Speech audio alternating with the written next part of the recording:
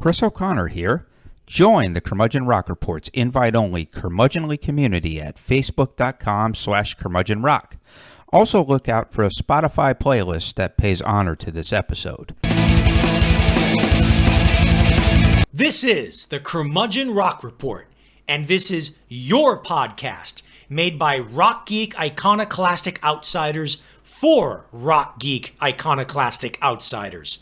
For those of you who lament that rock music has gone the way of jazz and slipped into niche genre status, we are here to keep that flame alive by providing insight, analysis, recommendations, and honest takes, not hot takes. And hey, there's a good chance you'll learn some rock history you never knew before. A little over 100 years ago, when recorded music began to be sold in the marketplace as physical media, the standard format was a .45 RPM single made of vinyl plastic. This meant there was one song on side A and another on side B. As the years went on, this format was expanded to become known as a long player album, or an LP. Several songs would be on side A on one side, and several songs would be on another. In between a single and an LP, you have the extended player album, or an EP. Longer than a single and shorter than an LP, the EP in physical media format usually contained 2 to 3 songs on one side and 2 to 3 songs on another. As music in physical media form evolved throughout the decades, from vinyl records to cassettes to 8-track tapes to CDs, singles became songs chosen from LPs by artists and or record labels to both promote the LP and to hopefully get exposure on the radio and become popular hits. This is all to say that EPs have historically gotten short shrift as a chosen format for artists, even in today's age of digital distribution. This is a shame because a short, concise EP, traditionally in the range of anywhere between 4 to 8 songs, is a perfect avenue for bands and artists who don't have enough material to fill up an entire album.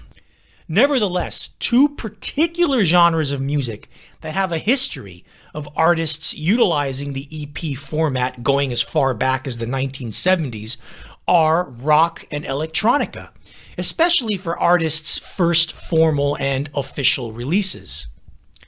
Music journalists have been producing countless lists throughout the years, compiling the supposedly greatest albums or LPs of all time.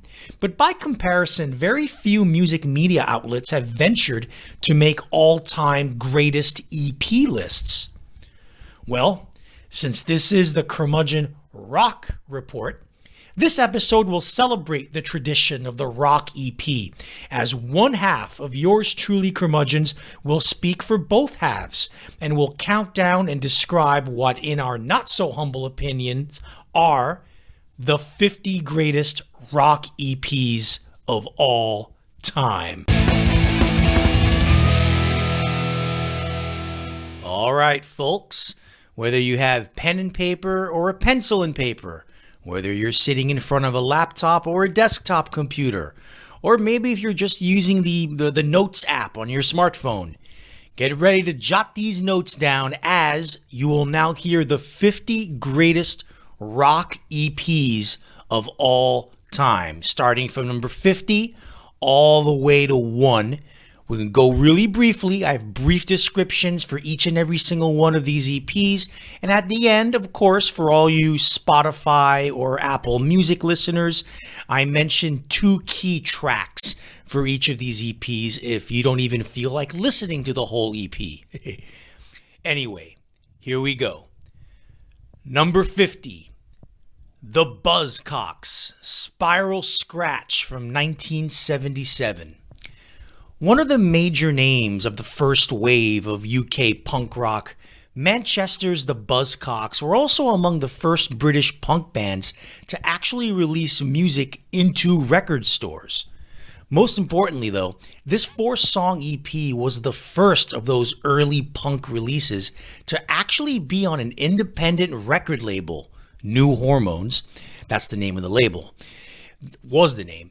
This is the EP that opened the doors and provided the inspiration for punk-inspired anti-establishment types in non-London English cities such as Liverpool and especially Manchester to nurture their own music scenes and create their own independent labels. Key tracks, Boredom, and Time's Up. Next up at number 49, Trembling Bells, with their EP titled Wide Majestic Air from 2016. Air spelled in the old English way of A-I-R-E. This is a band that broke up in 2018. But Trembling Bells were a quintessentially English band that harkened back to that late 1960s, early 1970s period when bands such as Fairport Convention and Steel Eye Span merged elegant electric folk rock with traditional English folk music. This concise, compact EP is the most fully realized representation of the band's sound, characterized by the soaring vocals of Lavinia Blackwell and the band's richly layered tapestry of guitars and horn arrangements. Yeah, it's a bit derivative of what came before it, but when it's done this well, who cares? Key tracks, Wide Majestic Air and Swallows of Carbith. Number 48, Rolling Blackouts Coastal Fever with Talk Tight from 2016. One of Australia's hip indie bands to name check these days is Melbourne's Rolling Blackouts Coastal Fever. Their recent records, though, find them increasingly more derivative of their influences, namely 1980s jangly UK guitar pop, and their 3 singer-songwriter guitarists write songs that all sound exactly the same, resulting in a monotonous bore, really, in my opinion at least. However, and inversely enough, it's on their debut EP from 2016, Talk Tight, that the band is at their loosest, their freshest, and frankly, their most original sounding. They really caught lightning in a bottle on this EP, which simultaneously captures an angular edginess as well as a sense of space that lets their guitar interplay breathe a little more. It's one of the best nuggets of Australian indie rock that has ever been produced. Key tracks, Wide Eyes and Career. Number 47, Jonathan Fireeater with Tremble Under Boom Lights from 1996. Before the Strokes kicked off the New York City music scene boom in 2001, it was a boom that lasted the rest of the decade, really. There was a very brief time in the mid-1990s when Jonathan Fireeater were one of the most critically hyped indie rock bands in the country, and it's easy to see why. They had a sound that was utterly unique and unlike anything that came before them, and that's saying something even as far back as the 1990s. Their ramshackle, shambolic sound vaguely hinted at 1960s garage rock, but the closest one can use for a description is the Strokes on a drunken absinthe binge and possessed by the spirit of the Doors. Their oddball time changes, section shifts, and rambling lyrics about inner-city gutter characters result in Tremble Under Boom Lights being one of the true gems of 1990s underground rock. Key tracks, Give Me Daughters and When Prince Was a Kid. Number 46, The Jesus Lizard with Pure from 1989. After the Austin-based anarcho post-punk band Scratch Acid, one of Kurt Cobain's favorite bands, broke up in 1987, lead singer David Yao and bassist David Sims moved up to Chicago and started a meaner, leaner, heavier version of the band called The Jesus Lizard. Their debut EP from 1989, Pure, is, well, pure, undiluted, coiled, surrealist rage. Known for their intense as fuck live performances, the Jesus Lizard, with this EP, it kind of see them give birth to an abrasive kind of noise rock combined with Yao's maniacal vocals that influenced the likes of Nirvana, Fugazi, and Metz. Key tracks: Bloody Mary and Rabid Pigs. Number 45, Phosphorescent with The Weight of Flight from 2004. Phosphorescent are now a critic's darling with their eclectic, multi-textured sound that blends rootsy Americana with electronic beats and dance grooves. Back in 2004, though, Matthew Hoch's music was firmly rooted in just the rootsy Americana, with a strong influence of Will Oldham's elegiac country rock hymnals from the latter's Palace Brothers and Palace Music eras. No matter where you decide to land on Phosphorescent's discography, though, you'll always find Hoch's beautiful chord progressions, yearning vocals, and achingly gorgeous melodies. This EP is the perfect distillation of the band's early years. Key tracks: Not Right, You Know, and a wistful version of Willie Nelson's My Heroes Have Always Been Cowboys. Number 44, Bratmobile with The Real Janelle from 1994. Bikini Kill got all the serious press as far as Olympia, Washington's feminist punk/riot girl scene went. But Bratmobile shouldn't be ignored. They were just as fierce and just as rocking, but their guitar distortion was toned down to reveal a band that reveled a little bit more in surf rock, pop, and more angular guitar riffs.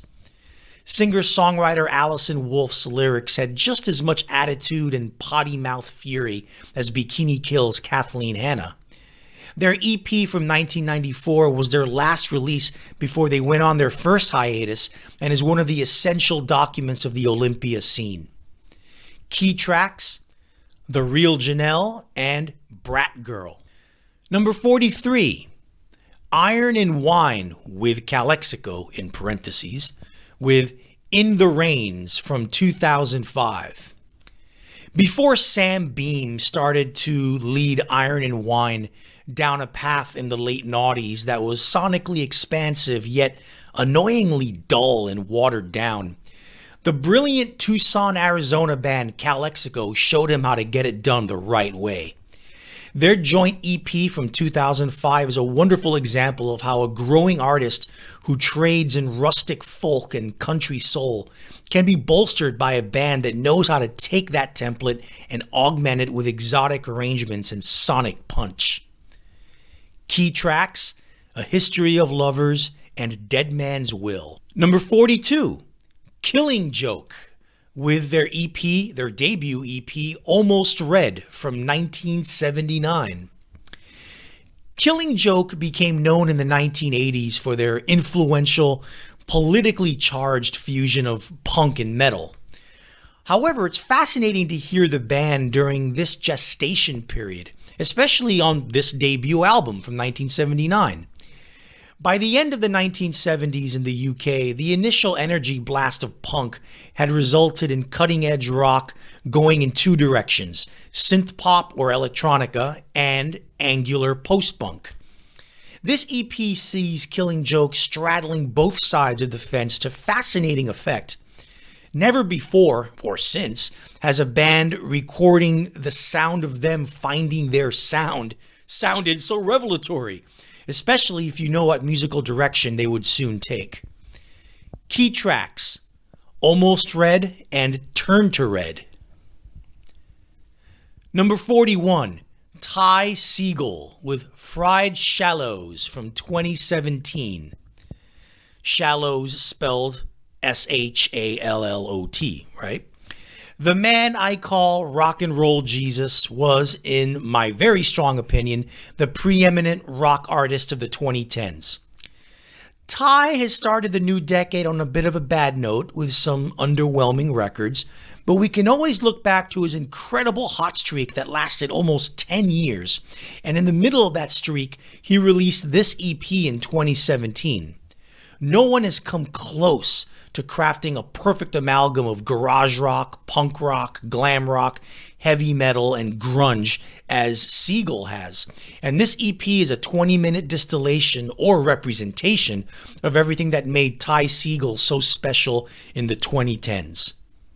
Key tracks: Dust and Is It Real? Hey folks, it's Chris. One of the things we've learned over the life of the Curmudgeon Rock Report is that if you want to build a better podcast, it's a really good idea to listen to other podcasts. It not only keeps us on our toes, but hey, there's a lot of fascinating information out there in podcast land, presented by lots of fascinating people. Here's one podcast that I've been vibing on lately: Cocaine and Rhinestones, The History of Country Music. Host Tyler Mahan Coe, the son of rebel songwriter David Allan Coe, spins really good yarns about the fables, legends, and characters that have dotted the country landscape since its very beginnings. This includes a few tales that are just so insane, yet you have to know that they're true. The main reason to listen to Cocaine and Rhinestones, however, is an intermittent series of episodes of the saga of George Jones and Tammy Wynette. Coe has a straightforward, deadpan narrative style that helps you appreciate just how wild these two country icons were. The more you listen, the more your jaw will drop over just how addiction overtook the mind of George Jones. So right after you're done listening to us, check out Cocaine and Rhinestones. It's available at all the places where you find all of the other podcasts. Number 40. The Butthole Surfers with their EP, Butthole Surfers, from 1983. As you would guess from a band by the name of the Butthole Surfers, their music, spanning an almost 20-year discography from 1983 to 2001, nearly defies description. They lived in a world where experimental noise rock collided with surf music, punk rock aggression got warped by abstract art rock, and it was all presented, at least back in the 1980s, in this apocalyptic live show with strobe lights, colored lights, and film projectors showing avant-garde film clips. While the stage filled with smoke, the band members were all high on drugs, and frontman Gibby Haynes would wrap himself up in cellophane, wear ghoulish masks, and abuse members of the audience. Yeah, sounds great. Their debut EP from 1983 gives you an aural idea of what that actually sounded like. Key tracks: The Shah Sleeps in Lee Harvey's Grave and Wichita Cathedral. Number 39, Green River with Come On Down from 1985. Mudhoney may be the band that gets credit for kicking off the grunge revolution, but Seattle's Green River, whose lead singer Mark Arm and guitarist Steve Turner would go on to form Mudhoney, is really ground zero for the birth of grunge.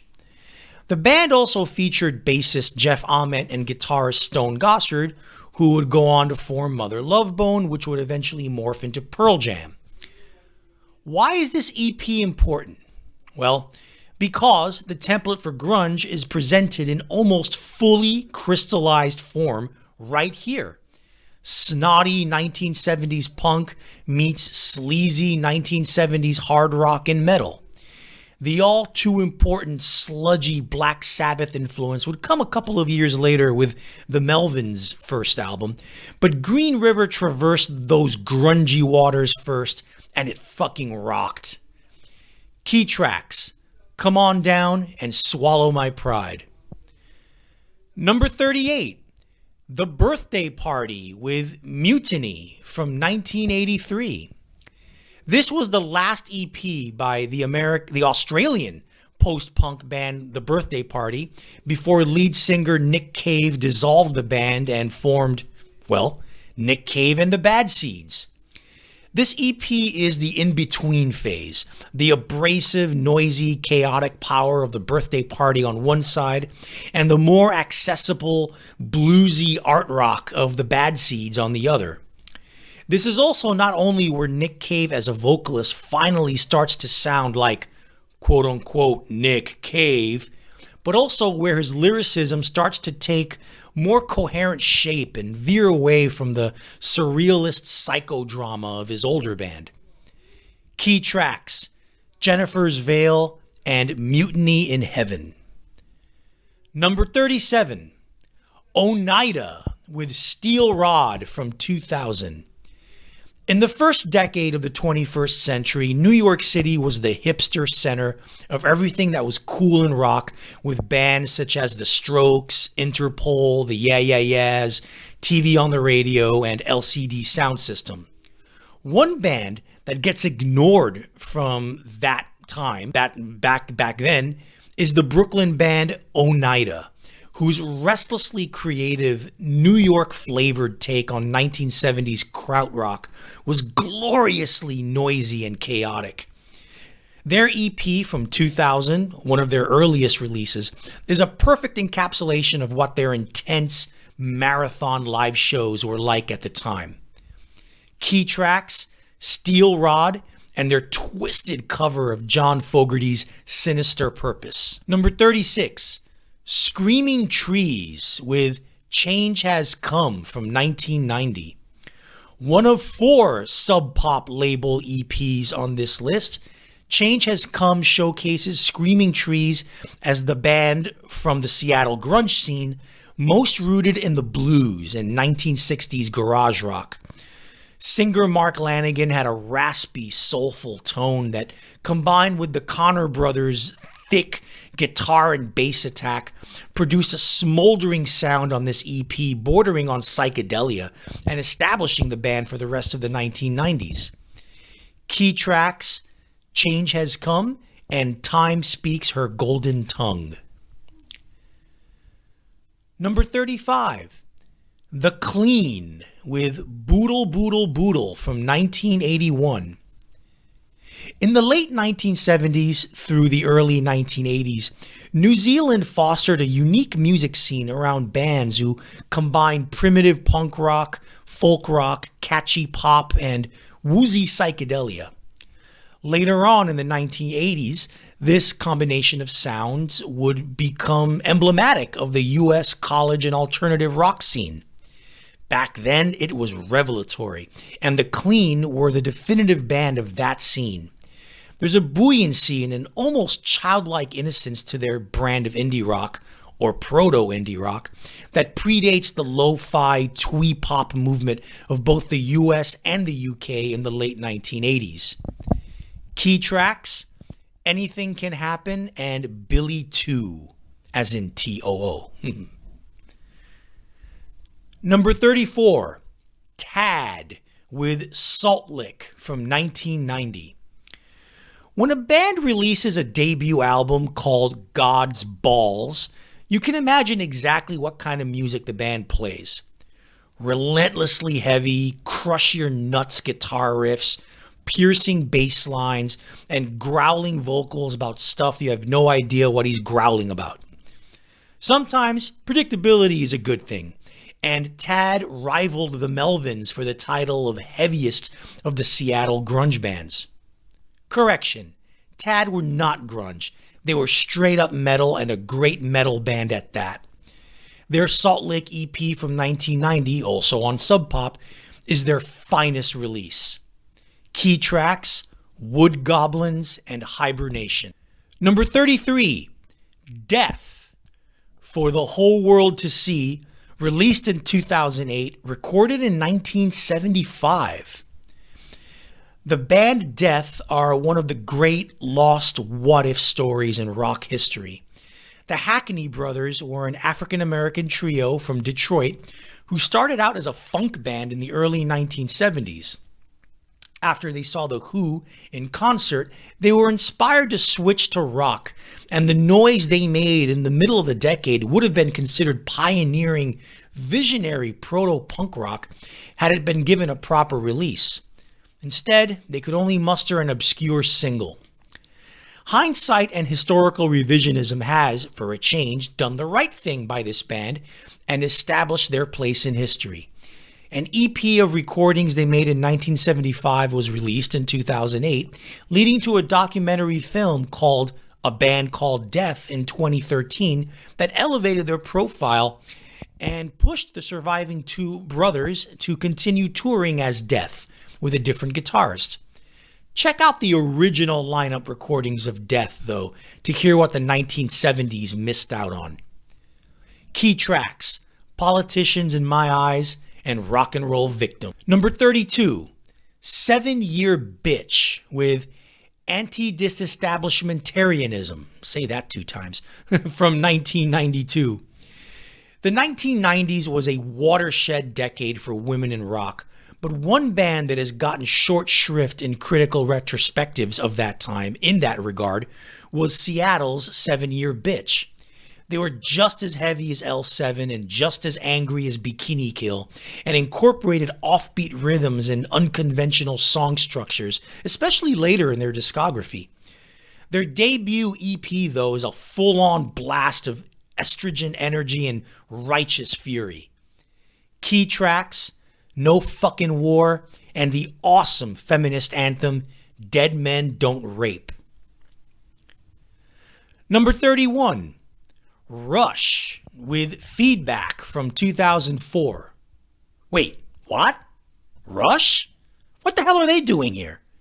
One of the most out of left field releases in rock history sees the legendary progressive rock maestros do an 8-song EP of covers of the 1960s bands they grew up loving.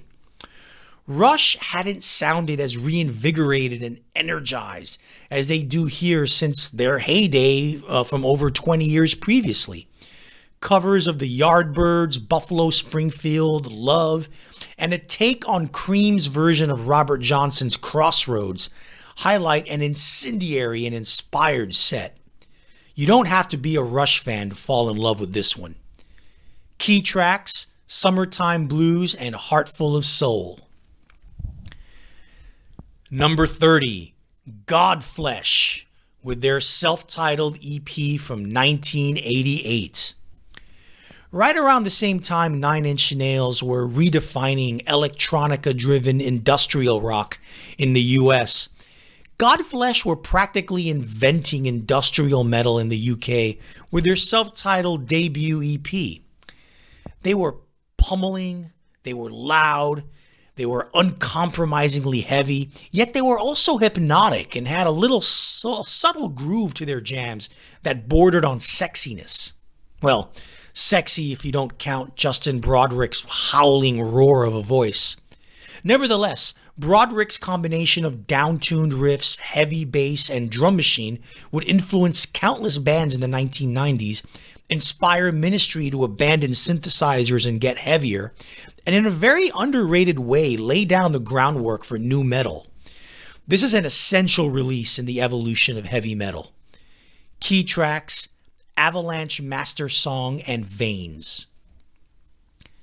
Number 29, The Vaselines with Dying For It from 1988. Kurt Cobain loved this Scottish band so much that Nirvana recorded as many as 3 of their songs, most notably Jesus Wants Me for a Sunbeam, renamed for the MTV Unplugged performance as Jesus Doesn't Want Me for a Sunbeam. The beautiful, swooning original version of the latter song is on this EP, as is the indie bubblegum pop perfection of Molly's Lips, another song that Nirvana covered. The UK produced a lot of indie rock bands in the 1980s. The Vaselines, in my opinion, ranked second only to the Smiths in that regard, and this EP shows why. Key tracks: the 2 I mentioned, Jesus Wants Me for a Sunbeam and Molly's Lips. Number 28, Courtney Barnett with How to Carve a Carrot into a Rose from 2013. Along with King Gizzard and the Lizard Wizard, Courtney Barnett is the face of the Australian rock revival of the last decade. This is the EP that contains her YouTube breakthrough hit, Avant-Gardener. Her unique individual style is already in place this early in her career. The laconic vocals, the swaying rhythms, the slacker rock grooves, the wit of her observational lyrics. Imagine a more stoned Liz Phair hanging out with a slightly mellower Nirvana. Key tracks, Avant-Gardener and Don't Apply Compression Gently. Number 27, Scratch Acid with their self-titled EP from 1984. Another of Kurt Cobain's favorites. Before David Yao formed the Jesus Lizard in Chicago, he was crafting his brand of noisy psycho rock in Austin, Texas with Scratch Acid. Their self-titled EP was literally unlike anything in the American indie punk underground at the time.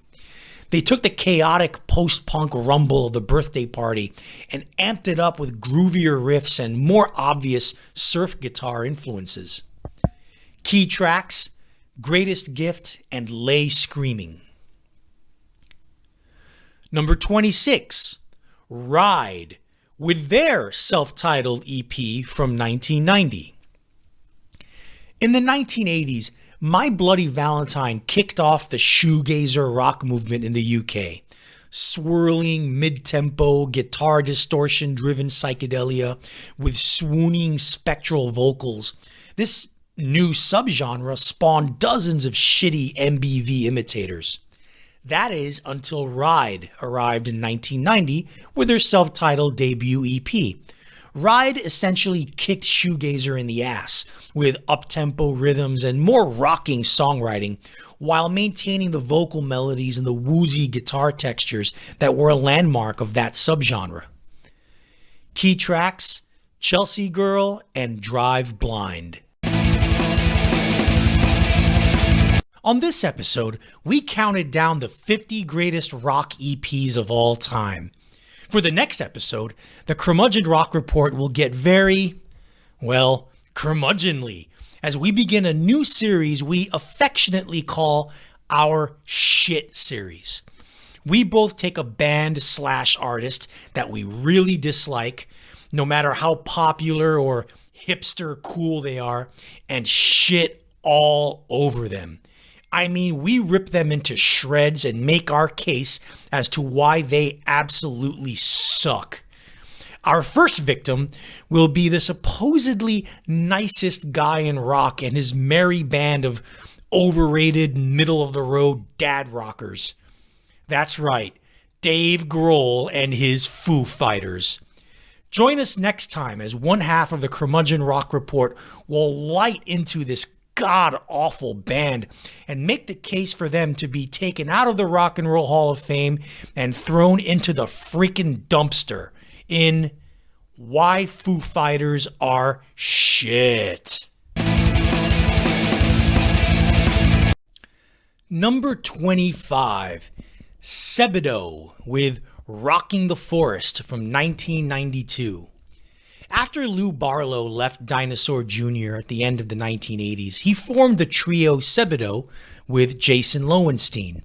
Their sound was a garish juxtaposition of noisy, propulsive, bass-heavy punk rock fury and moody, introspective, folk-tinged ballads.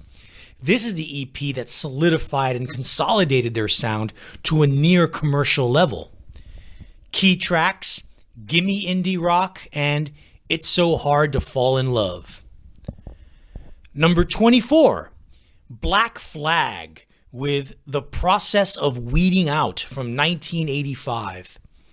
The first of two Black Flag EPs on this list, it's also one of their last releases before they broke up. By this point, the relationship between guitarist and bandleader Greg Ginn and lead singer Henry Rollins had deteriorated to the point that they could hardly and barely be in the same room together. So it's no surprise that Ginn and the band's rhythm section recorded this 4-song EP as an all-instrumental trio. It's a good thing they did too, because it's a revelatory piece of the Black Flag discography. Hardcore punk done as jazz, or, as I put it, punk jazz. Ginn proves he was no stereotypical three-chord punk by showing off his chops and innovative guitar playing style. A seminal release from arguably the greatest punk band America ever produced. Although the ghosts of the original Ramones lineup would have something to say about that. So would Green Day, but they'd be wrong. Key tracks: The Process of Weeding Out and Screw the Law. Number 23, Husker Du with Metal Circus from 1983. The Minneapolis trio Husker Du started out as a noisy, hardcore punk band, but this EP from 1983 saw them stretch their sound out and grow stylistically as songwriters. Melody, classic rock song construction, and intelligent, more introspective lyrics separated them from the indie underground at this time. This EP would also be the impetus for the band's transition into pioneering alternative rock and becoming one of the most influential American bands of the decade.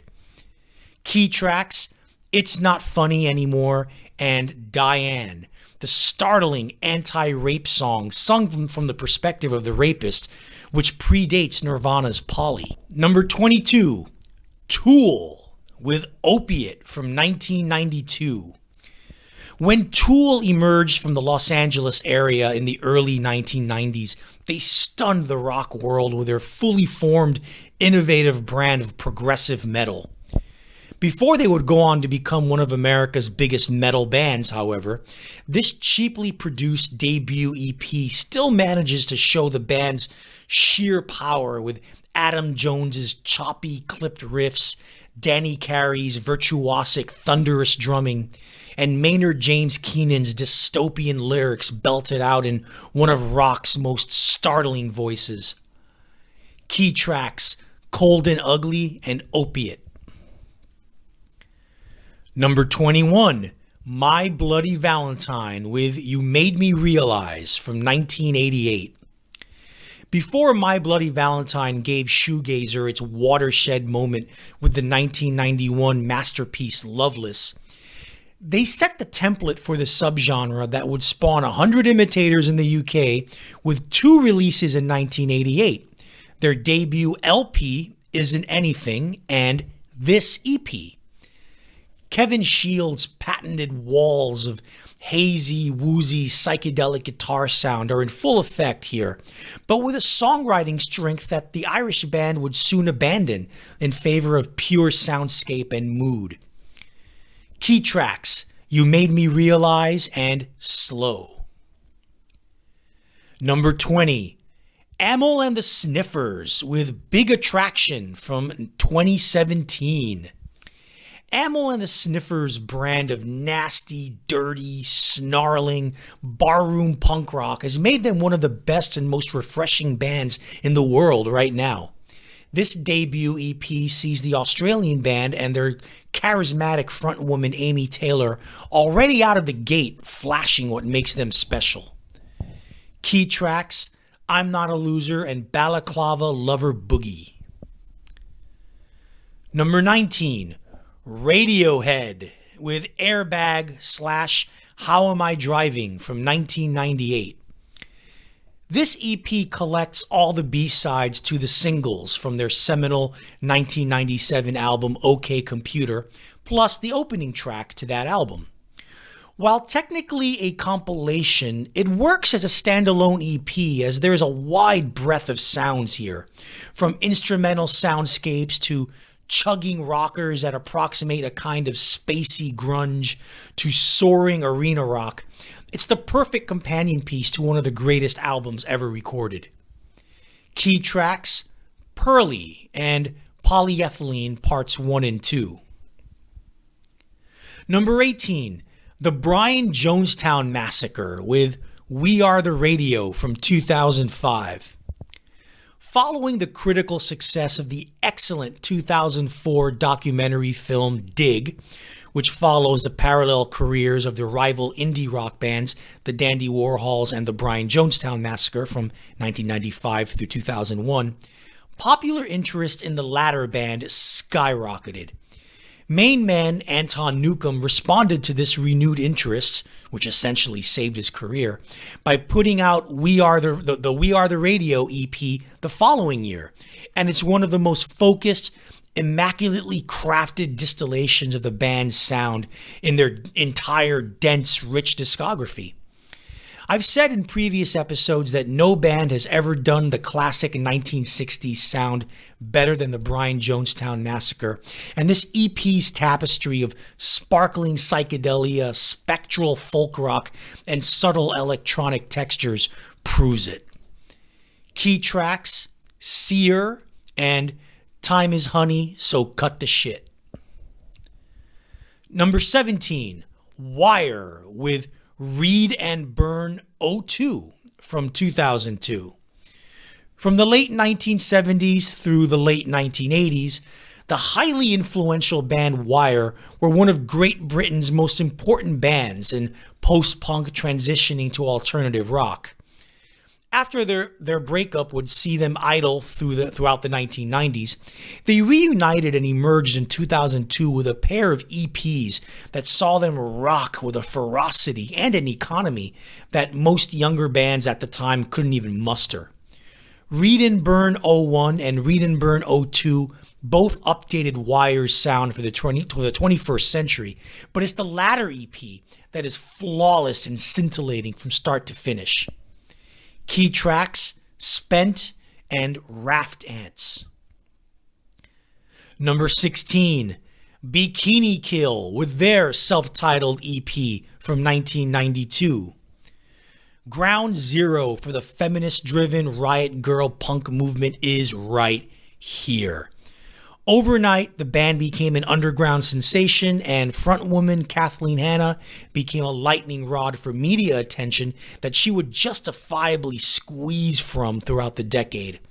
Raw, loud, vicious, and uncompromising, Bikini Kill set a new bar for women in rock and what they should and could do. Key tracks, Double Dare Ya and Suck My Left One. Number 15, Belle and Sebastian with This Is Just a Modern Rock Song from 1998. Recorded around the same time as their masterpiece album, The Boy with the Arab Strap, which speaks for the quality of this EP. This release proves why this Scottish indie pop band was one of the few that could make twee pop endearing. In this period of the band's history, they wore their 1960s folk rock influences on their sleeve. But their music and sound was no mere worship of the past. It was a refreshing assimilation that really stood out from the Britpop of the day and made them one of their generation's most beloved bands. Key tracks, the soaring beauty of This Is Just a Modern Rock Song, and I Know Where the Summer Goes. Number 14, Soundgarden with their debut EP Screaming Life from 1987. Soundgarden's debut EP on Sub Pop is a landmark release in rock history, as it not only exemplified the Seattle grunge scene at the time, but it also foreshadowed what was to come. Their dark, post-punk infused brand of grinding metal was a revelatory sound at the time and was driven home by Chris Cornell's paint-peeling vocal wail. Key tracks, Hunted Down and Nothing to Say. Number 13, Mission of Burma with Signals, Calls, and Marches from 1981. Mission of Burma's initial run as a band only lasted a few years, but the Boston band's highly original sound always made them stand out from all the other punk and hardcore bands in the American indie underground. They were ostensibly the first post-hardcore band, and their literate lyrics and complex music with naughty chord changes would go on to have a huge influence on bands such as Fugazi, Archers of Loaf, and After Drive-In. This EP is probably their finest moment. Key tracks, That's When I Reach for My Revolver, and Outlaw. Number 12, Joy Division with An Ideal for Living from 1978. Before Joy Division and their visionary sound would go on to pioneer the post-punk movement and practically invent goth, they were a stone-cold punk band with a driving, menacing sound. It's startling to hear singer Ian Curtis before he adopted a Jim Morrison-esque baritone voice, but the amazing interplay between Bernard Sumner's guitar and Peter Hook's bass is already on full display. Key tracks: Warsaw and No Love Lost.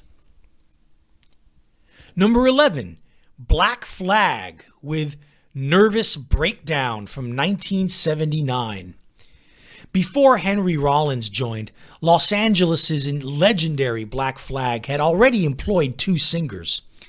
Their classic debut EP featured Keith Morris before he would go on to form the Circle Jerks. But the ferocity of Black Flag's sound that would go on to define hardcore is undeniable, and it's here.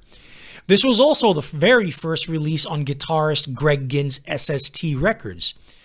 SST would go on to become the definitive American independent record label in the 1980s before Seattle's Sub Pop came along. Key tracks: Nervous Breakdown and Wasted. Number 10, The Beta Band with Champion Versions from 1997. In 1998, Scotland's The Beta Band released a compilation called The Three EPs, which, as you can imagine, collected the three EPs they had done up to that point. It was a resounding critical success that catapulted their career. But make no mistake about it, it's the brilliance of the first EP from 1997 that powered that compilation and provided the group with their most well-known songs. The spirit of early Beck, particularly his restlessly eclectic fusion of folk, funk, and electronica, hovers over the Beta Band at this time. But that's a positive, as it would result in the best work the band would ever do. They really did reach their peak very early. Key tracks: Dry the Rain and Dog's Got a Bone. Number 9, Minor Threat with their self-titled debut EP from 1981. Washington, D.C.'s Minor Threat didn't invent hardcore punk, but they were arguably its quintessential band, and their self-titled debut EP was a standard bearer for others to follow. Fast, pissed off, confrontational, no guitar solos, fiercely vegetarian and alcohol and drug-free, 8 songs in 9 minutes. This is hardcore as God intended it. Released on singer Ian Mackay's independent record label Discord, the EP wasn't just a sound template for a whole scene. It was a template for a way of life that would soon reach a broader and more national appeal with Mackay's future band Fugazi. Key tracks: Seeing Red and Straight Edge. Number 8, The Yeah Yeah Yeahs with their self-titled EP from 2001. While the Strokes had music critics salivating at the mouth throughout 2001, the Yeah Yeah Yeahs were the other New York City band making waves, and were doing so with an arguably more original sound. A bassless trio with a striking, powerful, charismatic frontwoman in Karen O. People who are only familiar with the band's current polished sound would be shocked to hear how raw, rambunctious, and edgy the early Yeah Yeah Yeahs were. This 5-song EP is one of the greatest rock recordings of the decade. Key tracks: Mystery Girl and Miles Away. Number 7, Alice in Chains with Jar of Flies from 1994. Alice in Chains' unbelievably influential grunge metal masterpiece Dirt made them one of the iconic American bands of the 1990s. But this EP, which was supposed to be just a stopgap release, actually established the band as serious artists and one of the best bands of the decade, period. A mostly acoustic affair that sees the band flourish by diving headfirst into blues and folk stylings. It features some of Jerry Cantrell's most lyrical guitar work and some of Lane Staley's most stately and haunting vocals. Key tracks: No Excuses, and Rotten Apple. Number 6, The Strokes with The Modern Age from 2001. When people think of The Strokes, people tend to think of their classic era-defining debut album, Is This It?, which came out in the fall of '01.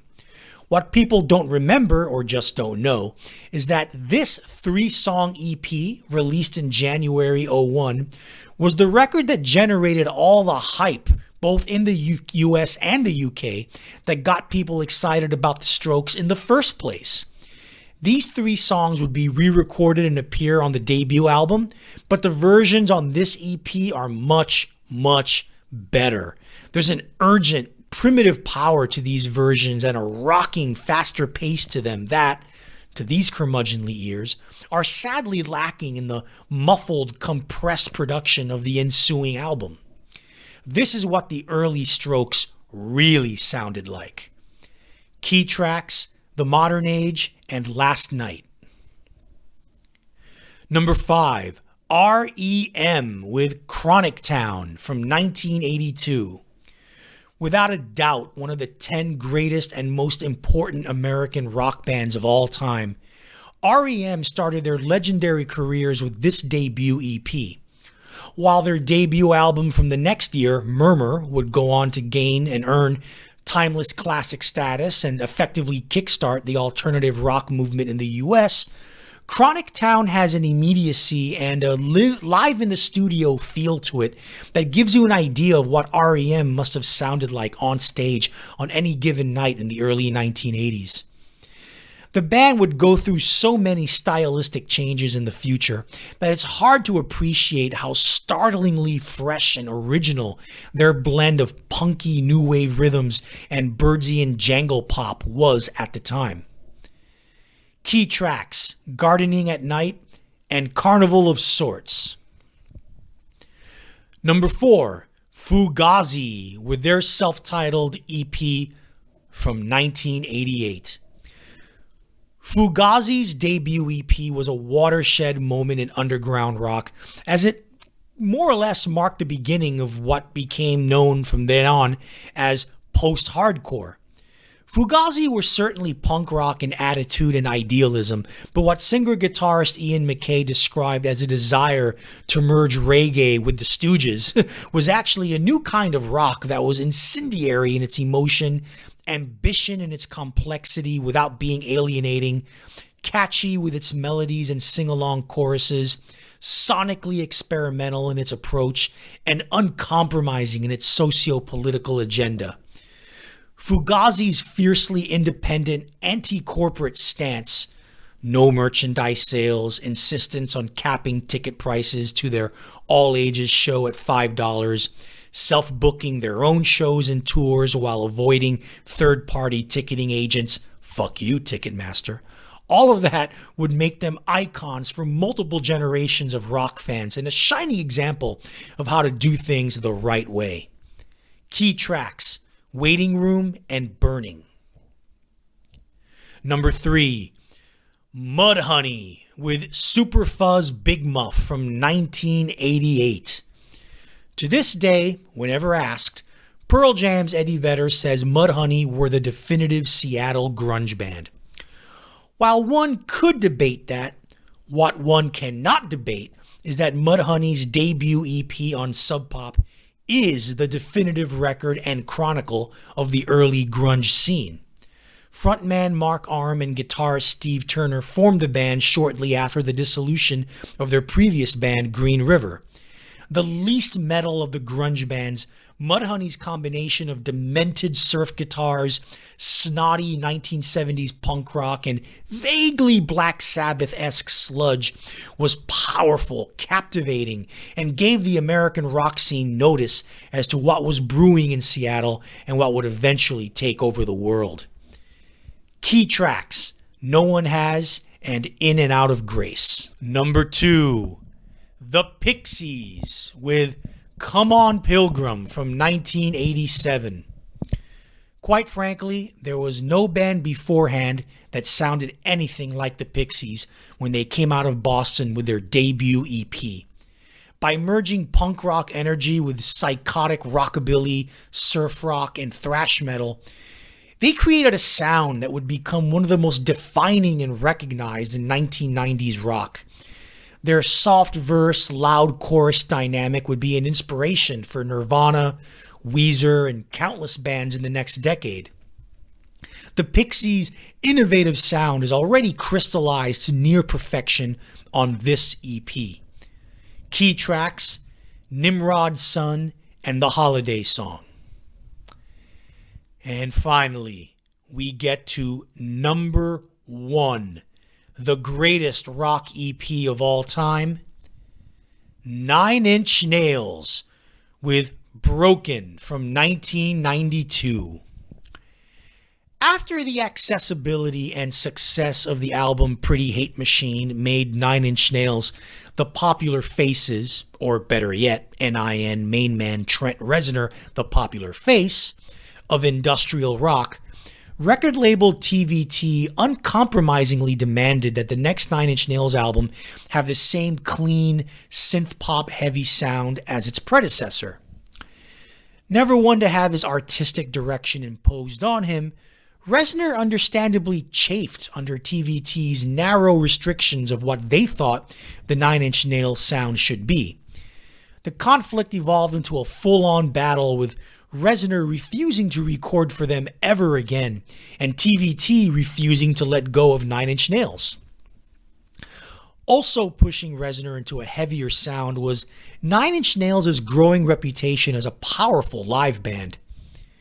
Years ago, Reznor gave an interview about his experience on the first Lollapalooza tour in 1991 and mentioned how so many fans would go up to him raving about how loud and rocking the band was on stage and questioning why 9 Inch Nails didn't sound like that on record. It was with that in mind that Reznor went into various recording studios with renowned British producer Flood in the spring and summer of '92 to record new 9 Inch Nails music, but under a different name for fear of TVT confiscating the tapes of the recordings if they discovered that this was indeed 9 Inch Nails. Fortunately for Reznor, Jimmy Iovine and Interscope Records intervened in the conflict and offered to purchase 9 Inch Nails' contract from TVT. TVT agreed on the condition that the next NIN release would be a joint release between the two companies. This release would be an EP called Broken, and it saw the light of day in September 1992. What people heard on this EP was not just a breakaway from Pretty Hate Machine's polished, synth-pop flavored industrial rock. It was not just a move toward the heavier industrial metal sound of bands such as Ministry and Godflesh. It was a tight, focused, compact, 30-minute, 8-track, the last two being unlisted bonus tracks, blast of unparalleled, enraged, nihilistic, brutal, vicious, punishing, outrageous rock and roll fury, the likes of which had rarely, if ever, been heard before. Clearly, Reznor's battle with TVT weighed heavily in his mind during the recording of this beast of a record. Never before had and never since has the merger of guitar-heavy rock and electronica been so overwhelming in its crushing aural impact, so ambitious in its artistic scope, and so immaculately produced with its weaving textures that give this otherwise ugly music an odd beauty, really. Putting the brilliance of this EP over the top is Reznor's knack and gift for melody, catchy hooks, and overall classic songcraft that not a single one of his industrial rock peers could even match. Broken comes between Pretty Hate Machine and 1994's classic The Downward Spiral in 9 Inch Nails' discography, which means it tends to get forgotten, but it shouldn't be. Broken is not only the heaviest and most intense industrial rock record ever made, its abrasiveness and bleakness pointed the direction toward the art rock opus of The Downward Spiral. It's one of the most important recordings Trent Reznor ever made, arguably the most harrowing look into his disturbed mind, and yes, the single greatest rock EP of all time. Key tracks, Wish and Happiness in Slavery. All right, folks, that's it. The 50 greatest rock EPs of all time. Tune in next time. For our next episode, we're going to begin what Chris and I refer to as our shit series, in which we choose a band that we both really dislike, no matter how popular they are, no matter how hip and cool they are, and we take a shit on their entire discography and explain why they suck. Our first victim in this little series will be Dave Grohl and his Foo Fighters. Ugh, I'm looking forward to this one. So that was awesome, right? If you enjoyed this, please feel free to join our curmudgeonly community on Facebook at facebook.com/curmudgeonrock. And as always, if you have random musings, thoughts, complaints, or anything else, you can hit us up at curmudgeonrock@gmail.com.